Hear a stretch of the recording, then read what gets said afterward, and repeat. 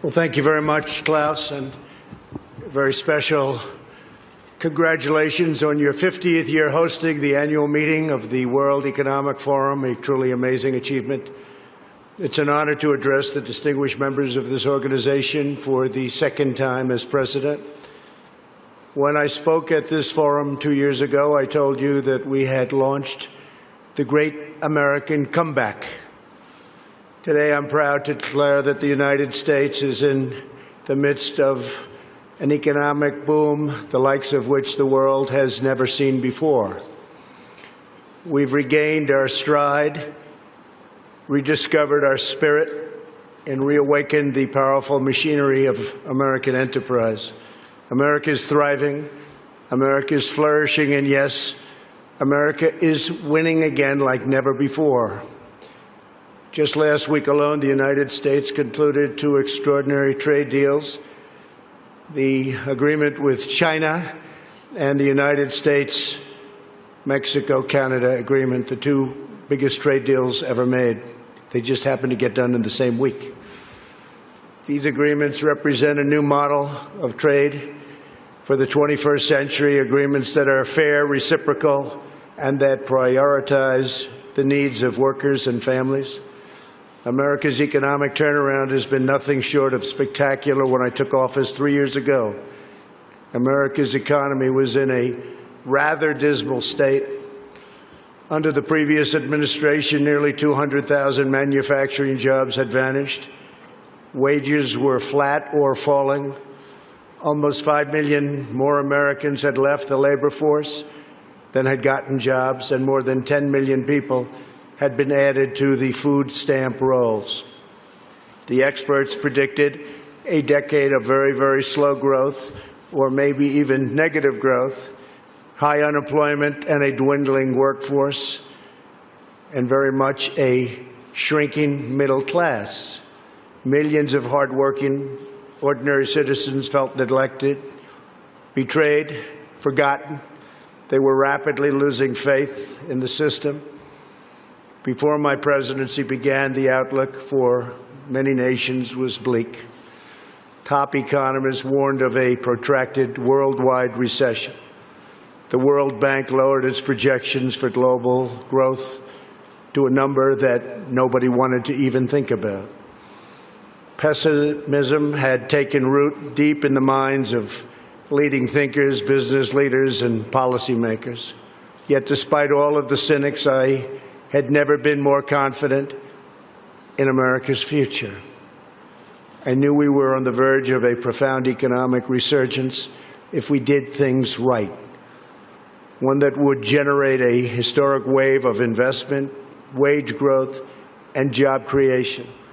I knew that if we unleashed the potential of our people, if we cut taxes, slashed regulations, and we did that at a level that's never been done before in the history of our country in a short period of time, fixed broken trade deals, and fully tapped American energy, that prosperity would come thundering back at a record speed.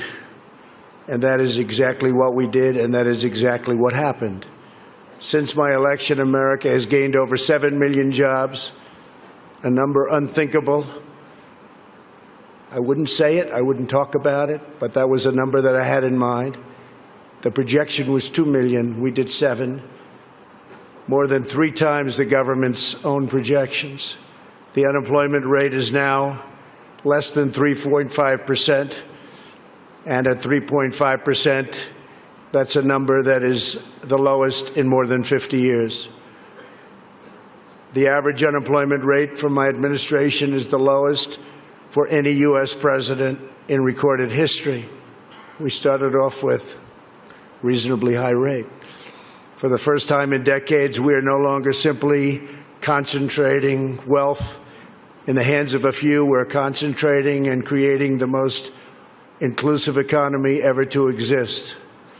We are lifting up Americans of every race, color, religion, and creed. Unemployment rates among African Americans, Hispanic Americans, and Asian Americans have all reached record lows. African American youth unemployment has reached the lowest it's ever been in the history of our country. African American poverty has plummeted to the lowest rate ever recorded. The unemployment rate for women reached the lowest level since 1953, and women now comprise a majority of the American workforce. That's for the first time. The unemployment rate for veterans has dropped to a record low. The unemployment rate for disabled Americans has reached an all-time record low. Workers without a high school diploma have achieved the lowest unemployment rate recorded in U.S. history. Wages are rising across the board, and those at the bottom of the income ladder are enjoying the percentage by far largest gains. Workers' wages are now growing faster than management wages. Earnings growth for the bottom 10% is outpacing the top 10%, something that has not happened. Paychecks for high school graduates are rising faster than for college graduates. Young Americans just entering the workforce are also sharing in America's extraordinary prosperity. Since I took office, more than 2 million millennials have gotten jobs, and their wages have grown by nearly 5% annually, a number that was unthinkable. Nobody would have ever thought it was possible 3 years ago. A record number of Americans between the ages of 25 and 34 are now working. In the 8 years before I took office, over 300,000 working-age people left the workforce. In just 3 years in my administration, 3.5 million people have joined the workforce. 10 million people have been lifted off welfare in less than 3 years. Celebrating the dignity of work is a fundamental pillar of our agenda. This is a blue-collar boom. Since my election, the net worth of the bottom half of wage earners has increased by plus 47%, 3 times faster than the increase for the top 1%. Real median household income is at the highest level ever recorded. The American dream is back, bigger, better, and stronger than ever before. No one is benefiting more than America's middle class. We have created 1.2 million manufacturing and construction jobs, a number also unthinkable. After losing 60,000 factories under the previous 2 administrations, hard to believe when you hear 60,000 factories. America has now gained, in a very short period of time, 12,000 new factories under my administration, and the number is going up rapidly. We'll be beating the 60,000 number that we lost, except these will be bigger, newer, and the latest. Years of economic stagnation have given way to a roaring geyser of opportunity. U.S. stock markets have soared by more than 50% since my election, adding more than $19 trillion to household wealth and boosting 401ks, pensions, and college savings accounts for millions of hardworking families. And these great numbers are many things, and it's despite the fact that the Fed has raised rates too fast and lowered them too slowly. And even now, as the United States is by far the strongest economic power in the world, it's not even close. It was going to be close, but a lot of good things happened to us and some not so good things happened to certain other places. They're forced to compete, and we compete with nations that are getting negative rates, something very new, meaning they get paid to borrow money, something that I could get used to very quickly. Love that. Got to pay back your loan? Oh, how much am I getting? Nevertheless, we still have the best numbers that we've had in so many different areas. It's a conservative approach, and we have a tremendous upside potential when all of the trade deals and the massive deregulation starts kicking in, which will be during this year, especially toward the end of the year. Those trade deals are starting to kick in already. The regulations are kicking in right now. and I see such tremendous potential for the future.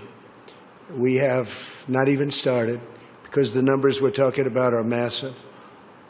The time for skepticism is over. People are flowing back into our country. Companies are coming back into our country. Many of you who I know are coming back in with your plants and your factories. Thank you very much. America's newfound prosperity is undeniable, unprecedented, and unmatched anywhere in the world. America achieved this stunning turnaround not by making minor changes to a handful of policies, but by adopting a whole new approach centered entirely on the well-being of the American worker.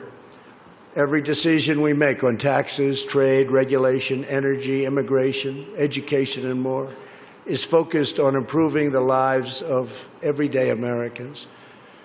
We are determined to create the highest standard of living that anyone can imagine. And right now, that's what we're doing for our workers, the highest in the world. And we're determined to ensure that the working and middle class reap the largest gains. A nation's highest duty is to its own citizens. Honoring this truth is the only way to build faith and confidence in the market system. Only when governments put their own citizens first will people be fully invested in their national futures. In the United States, we are building an economy that works for everyone, restoring the bonds of love and loyalty that unite citizens and powers nations. Today, I hold up the American model as an example to the world of a working system of free enterprise that will produce the most benefits for the most people in the 21st century and beyond. A pro-worker, pro-citizen, pro-family agenda demonstrates how a nation can thrive when its communities, its companies, its government, and its people work together for the good of the whole nation. As part of this new vision, we passed the largest package of tax cuts and reforms in American history. We doubled the child tax credit, benefiting 40 million American families, and lifting 650,000 single mothers and their 1 million children out of poverty, and out of poverty quickly. We passed the first ever tax credit for employers who provide paid paternal leave for employees earning $72,000 or less annually, and passed paid family leave for government employees as a model for the country. We made child care much more affordable and reduced or eliminated child care wait lists all across the nation. Our child care reforms are supporting working parents and ensuring their children have access to high-quality care and education, all of which they very much deserve. We lowered our business tax from the highest in the developed world down to one that's not only competitive, but one of the lower taxes. We created nearly 9,000 opportunity zones in distressed communities where capital gains on long-term investments are now taxed at zero, and tremendous wealth is pouring into areas that for 100 years saw nothing. The 35 million Americans who live in these areas have already seen their home values rise by more than $22 billion. My administration has also made historic investments in historically black colleges and universities. I saved HBCUs. We saved them. They were going out, and we saved them. We're removing roadblocks to success and rewarding businesses that invest in workers, families, and communities. We've also launched the most ambitious campaign in history to reduce job-killing regulations. For every new regulation adopted, we are removing 8 old regulations, which will save an average of American households about $3,100 per year. It was going to be for every one, we do 2, but we were able to lift that to 8, and we think that's going to go quite a bit higher. We still have a way to go.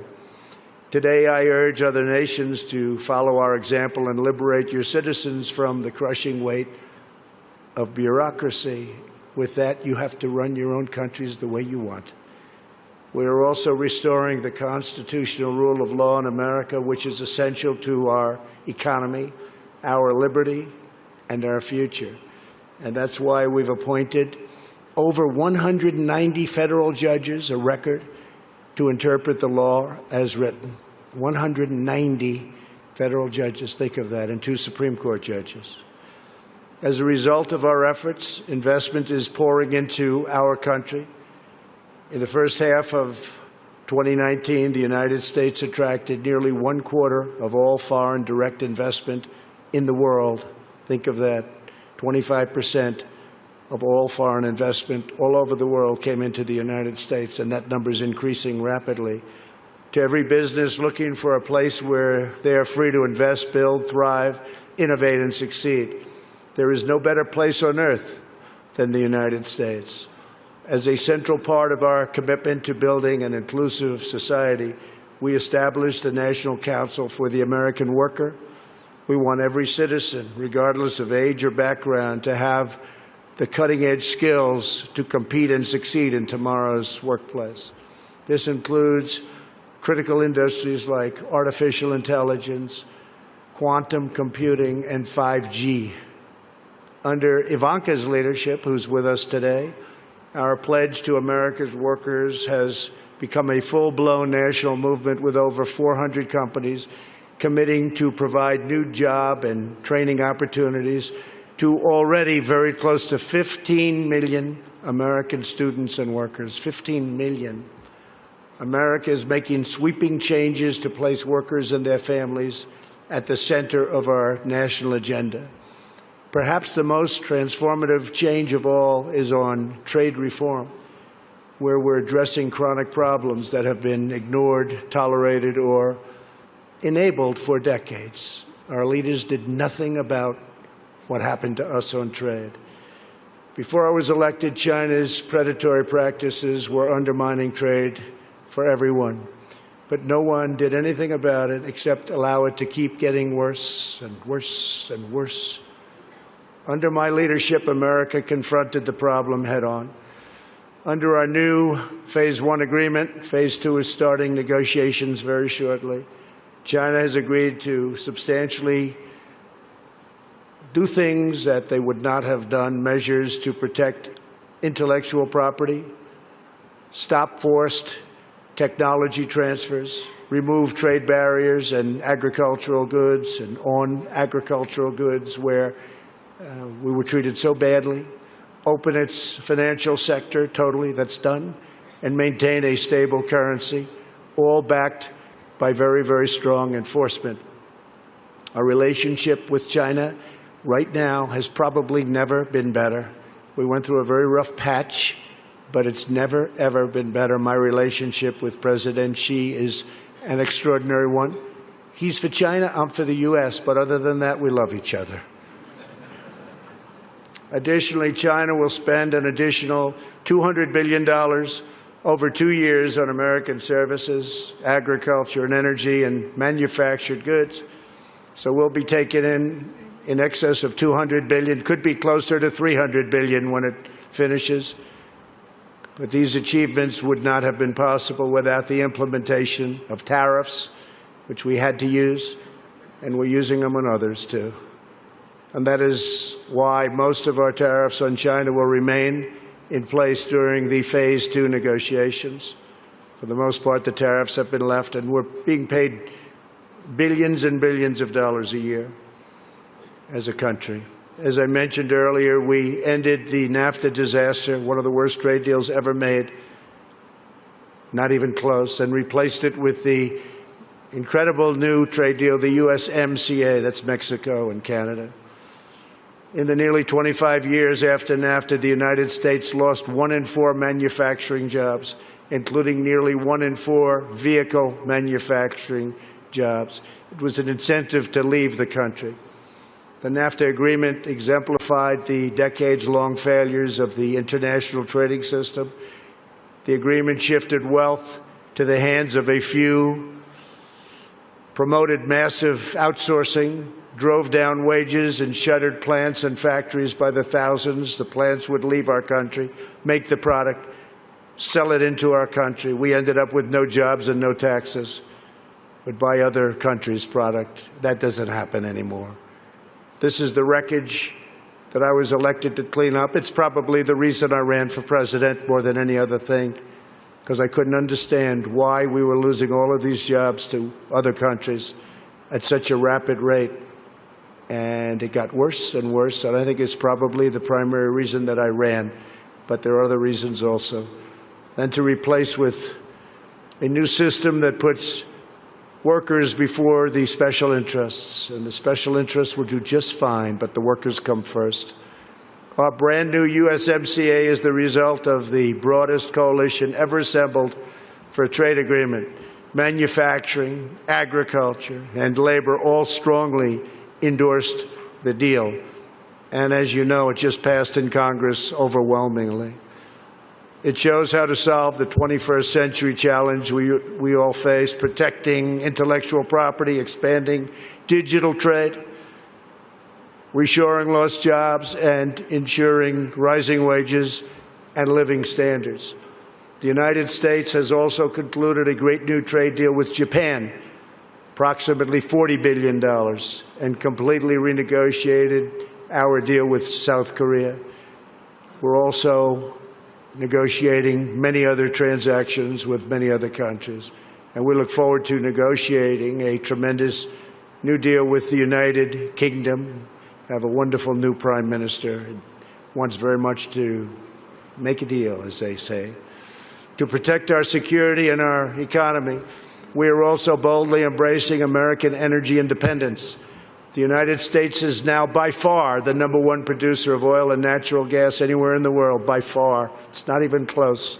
While many European countries struggle with crippling energy costs, the American energy revolution is saving American families $2,500 every year in lowering electric bills and numbers that people said couldn't happen, and also, very importantly, prices at the pump. We've been so successful that the United States no longer needs to import energy from hostile nations. With an abundance of American natural gas now available, our European allies no longer have to be vulnerable to unfriendly energy suppliers either. We urge our friends in Europe to use America's vast supply and achieve true energy security. With U.S. companies and researchers leading the way, we are on the threshold of virtually unlimited reserves of energy, including from traditional fuels, LNG, clean coal, next-generation nuclear power, and gas hydrate technologies. At the same time, I'm proud to report the United States is among the cleanest air and drinking water on Earth, and we're going to keep it that way. And we just came out with a report that at this moment, it's the cleanest it's been in the last 40 years. We're committed to conserving the majesty of God's creation and the natural beauty of our world. Today, I'm pleased to announce the United States will join 1 Trillion Trees initiative being launched here at the World Economic Forum. 1 trillion trees. And in doing so, we will continue to show strong leadership in restoring, growing, and better managing our trees and our forests. This is not a time for pessimism. This is a time for optimism. Fear and doubt is not a good thought process, because this is a time for tremendous hope and joy and optimism and action.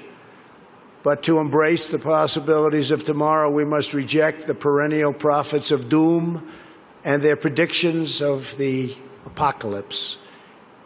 They are the heirs of yesterday's foolish fortune tellers, and I have them, and you have them, and we all have them.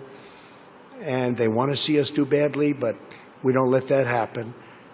They predicted an overpopulation crisis in the 1960s, mass starvation in the 70s, and an end of oil in the 1990s. These alarmists always demand the same thing: absolute power to dominate, transform, and control every aspect of our lives. We will never let radical socialists destroy our economy, wreck our country, or eradicate our liberty. America will always be the proud, strong, and unyielding bastion of freedom.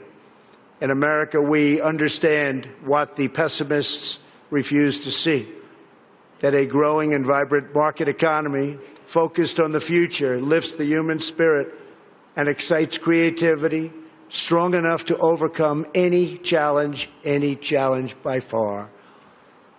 The great scientific breakthroughs of the 20th century, from penicillin to high-yield wheat to modern transportation and breakthrough vaccines, have lifted living standards and saved billions of lives around the world, and we're continuing to work on things that you'll be hearing about in the near future, that even today, sitting here right now, you wouldn't believe it's possible, that we have found the answers. You'll be hearing about it, but we have found answers to things that people said would not be possible, certainly not in a very short period of time. But the wonders of the last century will pale in comparison to what today's young innovators will achieve, because they are doing things that nobody thought even feasible to begin. We continue to embrace technology, not to shun it. When people are free to innovate, millions will live longer, happier, healthier lives. For 3 years now, America has shown the world that the path to a prosperous future begins with putting workers first, choosing growth, and freeing entrepreneurs to bring their dreams to life. For anyone who doubts what is possible in the future, we need only look at the towering achievements of the past. Only a few hundred miles from here are some of the great cities of Europe, teeming centers of commerce and culture. Each of them is full of reminders of what human drive and imagination can achieve. Centuries ago, at the time of the Renaissance, skilled craftsmen and laborers looked upwards and built the structures that still touch the human heart. To this day, some of the greatest structures in the world have been built hundreds of years ago. In Italy, the citizens once started construction on what would be a 140-year project, the Duomo of Florence. Incredible place. While the technology did not yet exist to complete their design, city fathers forged ahead anyway, certain that they would figure it out someday. These citizens of Florence did not accept limits to their high aspirations, and so the Great Dome was finally built. In France, another century-long project continues to hold such a grip on our hearts and our souls that even 800 years after its construction, when the Cathedral of Notre Dame was engulfed in flames last year, such a sad sight to watch, unbelievable sight, especially for those of us that considered it one of the great monuments and representing so many different things. The whole world grieved. Through her sanctuary now stands scorched and charred, and a sight that's hard to believe. When you got used to it, to look at it now, hard to believe. But we know that Notre Dame will be restored magnificently. The great bells will once again ring out for all to hear, giving glory to God and filling millions with wonder and awe. The cathedrals of Europe teach us to pursue big dreams, daring adventures, and unbridled ambitions. They urge us to consider not only what we build today, but what we will endure long after we are gone. They testify to the power of ordinary people to realize extraordinary achievements when united by a grand and noble purpose. So together we must go forward with confidence, determination, and vision. We must not be timid or meek or fearful, but instead we must boldly seize the day and embrace the moment.